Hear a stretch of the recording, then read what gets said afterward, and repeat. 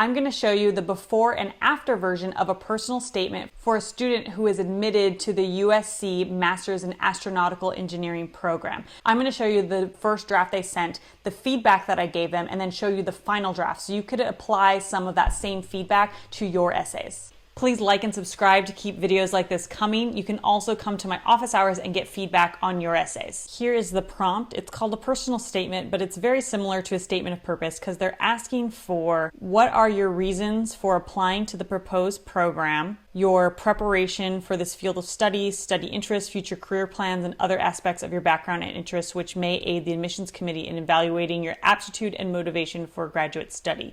So there is no statement of purpose, there's just a personal statement, but you can see that this is very similar to a statement of purpose.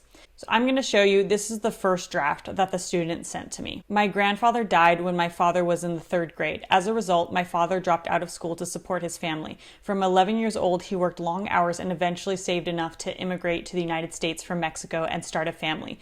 My father's struggle embedded in me an immeasurable work ethic. His sacrifices allowed me to follow my passions. I fell in love with launch vehicles and wanted to create them. To realize this goal, I worked hard as a student, earning straight A's in high school while juggling 2 sports. My parents saw my drive and wanted me to be a doctor. However, my passion for engineering succeeded. In high school, AP Physics was one of my favorite classes. This stemmed an interest in engineering, and when it came time to applying to colleges, I remember as a child how I sat in awe watching rocket launches. I made up my mind and applied everywhere for aerospace engineering. I remember sitting at a volleyball game when I received the email I was accepted into Cal Poly Pomona.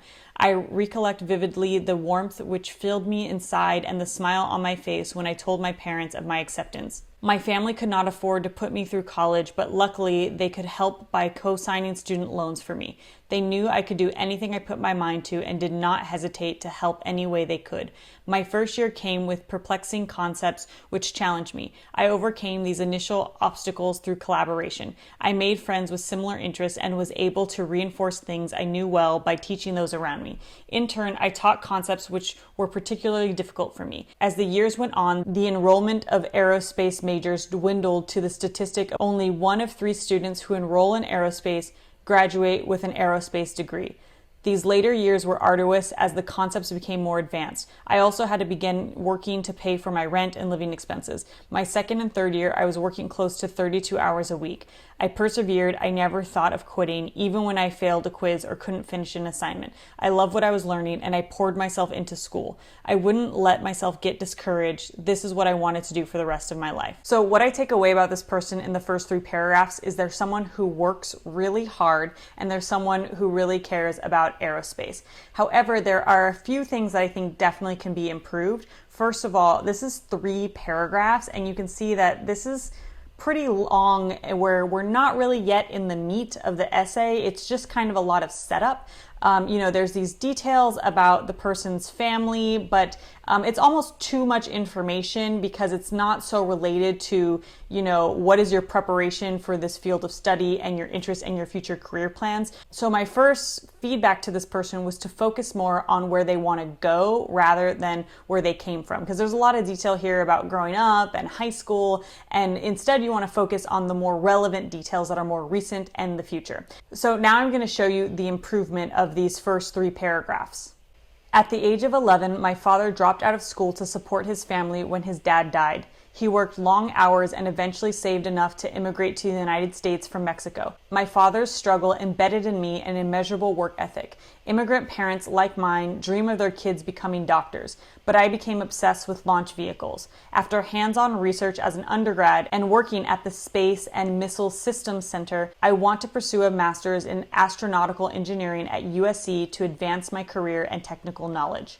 My family could not afford to put me through college, but luckily I inherited their work ethic. Over the years, my classmates started to dwindle. In my program, only 1 of 3 students who enroll in aerospace graduate with an aerospace degree.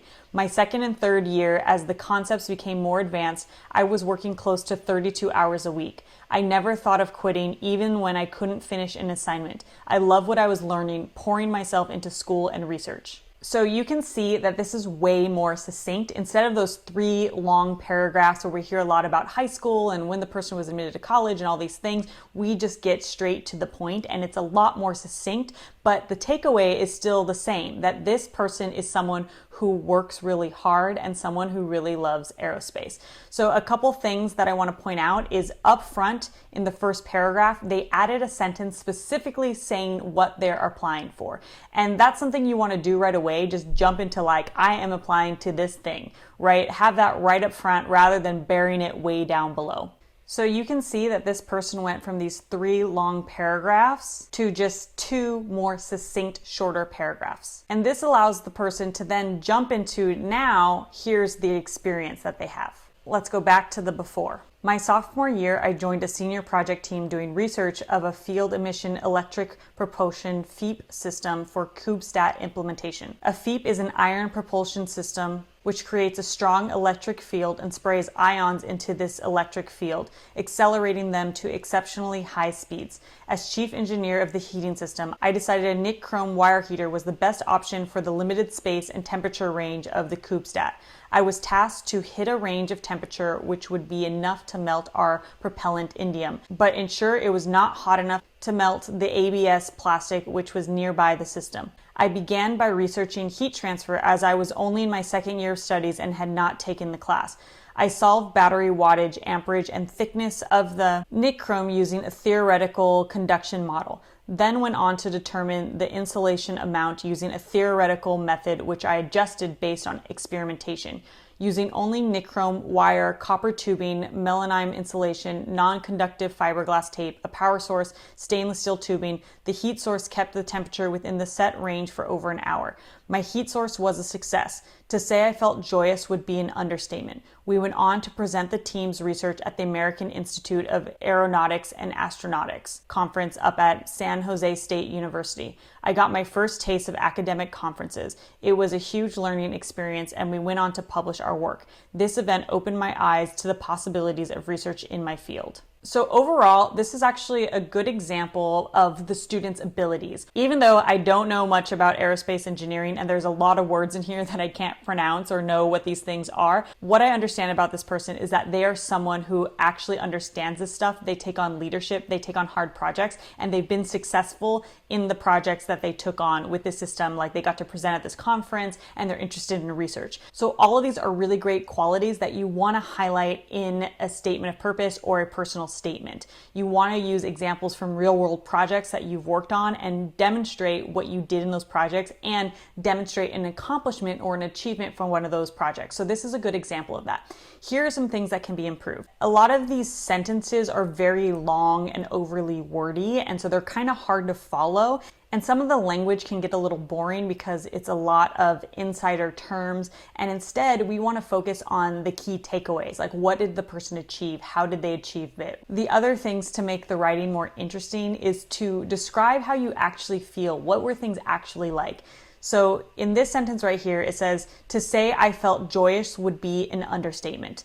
This is a totally boring statement. Imagine if you were saying this to your mom. Would you say, Mom, I presented at a conference and to say I felt joyous would be an understatement?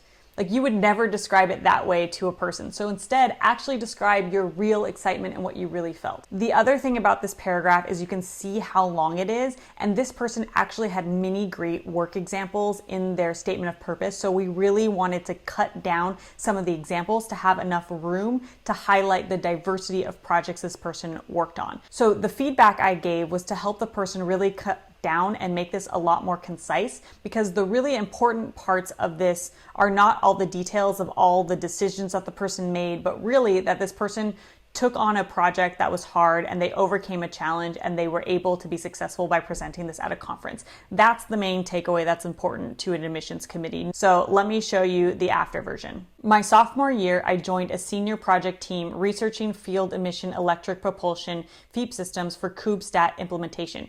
A FEEP is an ion propulsion system which creates a strong electric field and sprays ions into the electric field, accelerating them to exceptionally high speeds.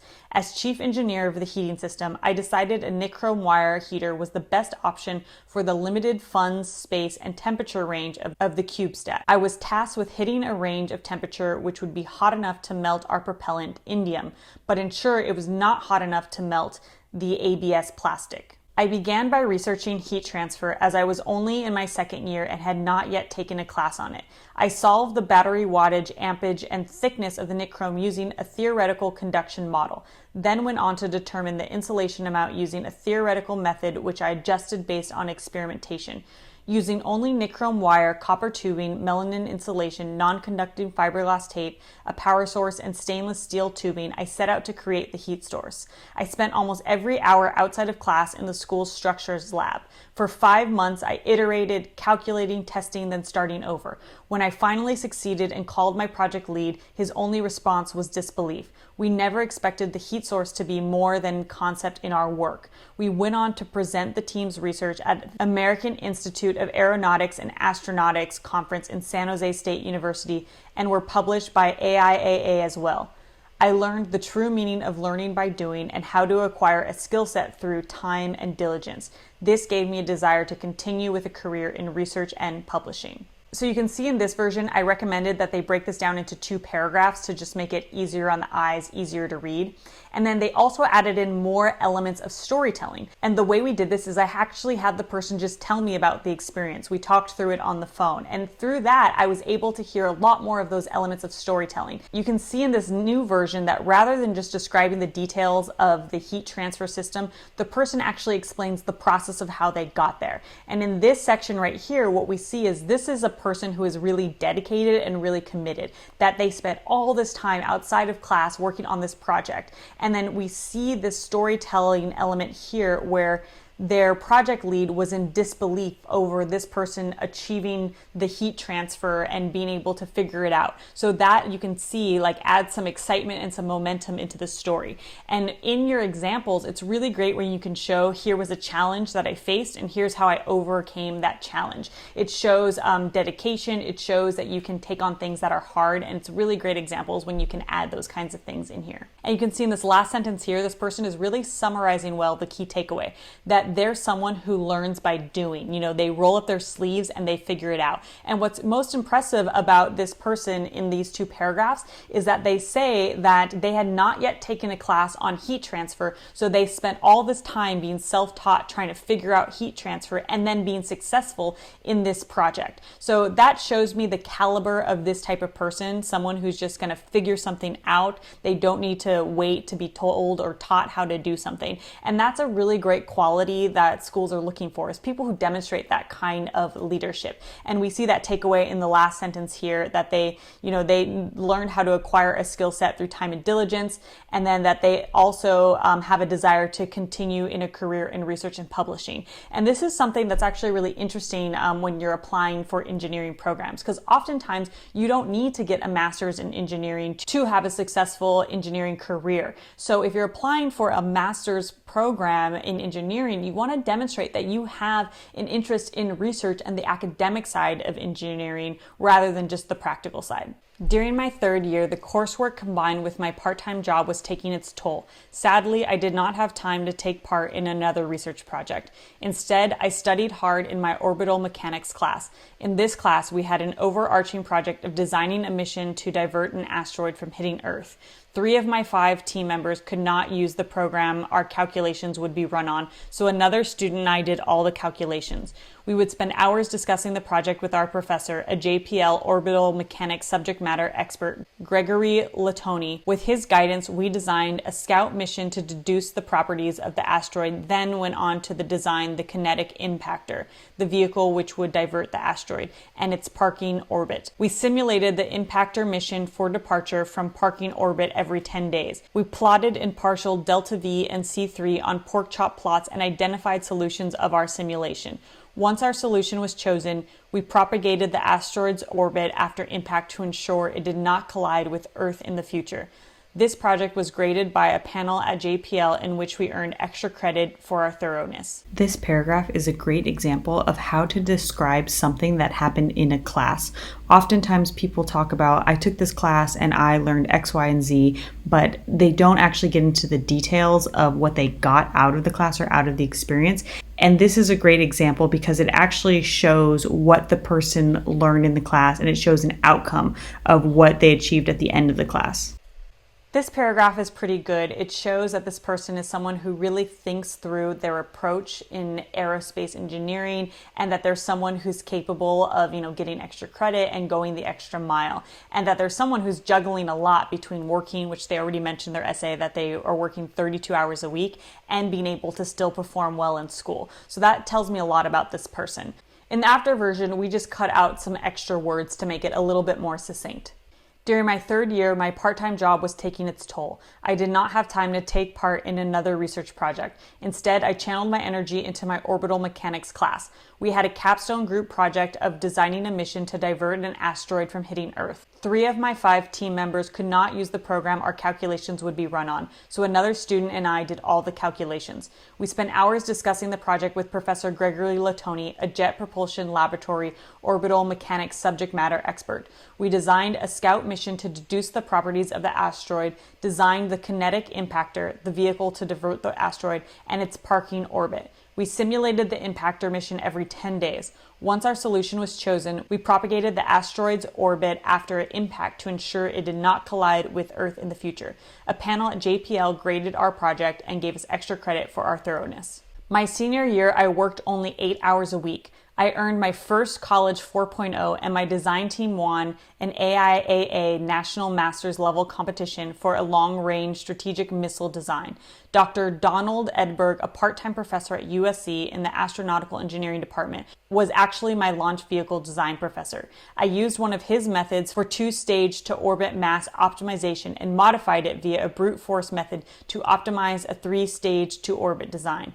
Dr. Edberg went on to mention this combination method in the launch vehicle design book he is currently working on. Today I work as a systems engineer at Los Angeles Air Force Base Space and Missile Systems Center, CMS. As a civilian under the Air Force, I feel fulfillment supporting the warfighter by ensuring we acquire vital capabilities via space systems. I work as a technical supervisor over the research and development of launch vehicle systems. Currently, I support the National Security Launch Architecture Study. Our objective is to engage industry and predict the technology needs and direction of future space architectures. This creates a more iterative and collaborative environment between government and industry. Also, I'm enrolled in a 3-year program where I'm required to earn a master's degree and will be a full-time student starting the fall of 2020. Upon completion of my program, I graduate gaining the title of Journeyman Engineer, where I will be placed here at SMC. I'm excited and looking forward to continued launch vehicle work in the future. These 2 paragraphs are pretty good. In the first paragraph, we see this theme continuing of this person being a hard worker, that they've worked really hard outside of school the whole time they've been in school, and how the first time they were working only 8 hours a week, they now are getting a 4.0 in school. And if you look at my video on how to discuss overcoming a low GPA, this is a really great way to do that we hear that this person worked really hard, working up to 32 hours a week while they were in school, and when they were only working 8 hours a week in school, they finally got a 4.0. That's what I mean by demonstrating that you can improve your GPA when you have a reason, like, you're not working as hard. This is also a really great name drop of this professor, who is a professor at the program that they're applying for, that they already have a relationship with this person. They also got a letter of rec from this person. So that's a really great addition to vouching for this person's ability by being able to name drop someone that the admissions committee is going to know. And also this last sentence where they mention that this professor mentioned this work in a book that they're working on is an excellent example of a humble brag, where it really shows this person's credibility. This paragraph is a little long, and I thought the person can come back to the main point of the paragraph. And for me, the main point that I think is relevant is that they want to work on engaging industry and bridging the work between the technology on like the private sector and in the government or military sector. And I think that's an important point that they should uplift a little bit more in the essay. So I'll show you the after version. My senior year, working only 8 hours a week, I earned my first college 4.0, and my design team won an AIAA National Masters level competition for a long-range strategic missile design. USC's Dr. Donald Edberg was my professor. I used one of his methods for 2-stage to orbit mass optimization and modified it via a brute force method to optimize a 3-stage to orbit design. Dr. Edberg went on to mention this combination method in the launch vehicle design book he is currently working on. Today, I work as a system engineer at Los Angeles Air Force Base Space and Missile Systems Center. I work as a technical supervisor over the research and development of launch vehicle systems, where we work to create a more iterative and collaborative environment between government and industry. I chose to work at CMS over 2 other job offers because I wanted to continue working on launch vehicles and because the Air Force will fully fund my master's degree. A master's degree will help me gain more advanced technical knowledge I can leverage to either stay in government or transition to industry before going on to pursue a PhD. In the revised version of this paragraph, what's really great is this person is uplifting their commitment to wanting to do a master's program. So they mention that they took this job because it would fund a master's program, and that really shows that they're dedicated and committed to wanting to do a master's program. Also mentioning that their grad program is going to be funded by the Air Force gives the admissions committee confidence that this person is likely to attend because they already have funding for the program. Often a reason people turn down a program that they're admitted to is because they don't receive any funding. So knowing that this person is going to be coming in with funding makes the admissions committee think, oh, this person is more likely to attend. Here's the person's concluding paragraph in the before version. I have a passion for what I do. I can't see myself in any other field. I plan on continuing my technical work within the realm of astronautical engineering. I strive to be known amongst my peers as a hard, dedicated worker who provides innovative solutions. I also plan on earning a doctoral degree because I want to represent the Latino community who have a 0.7% PhD rate. For my doctorate, I am particularly interested in launch vehicle systems or orbital mechanics. I always tell my parents I will be a doctor someday, just as they wanted. So this is a really brief conclusion, and many people really struggle with the conclusion, like how do you finish everything off? And to me, what's really missing here is we haven't heard about why this program. And you really want to make sure that in your essay, you talk about, professors and curriculum that you want to be exposed to by going to that program, because you really need to make a case for you being a good fit for that program, like why USC over any other school. So that was my feedback to this person, to add that back in, and then also to add back the takeaways into the concluding paragraph around what do you want to take away by getting into the program and what do you want to do and achieve in that program. So let's look at the after version. The learn by doing approach is embedded in the Astronautical Engineering program at USC. The Liquid Propulsion Lab allows theoretical and experimental procedures to succeed as they've become the first student team to reach space. I admire USC's focus on industry from my conversations at USC's Preview Day with Mike Gruntman.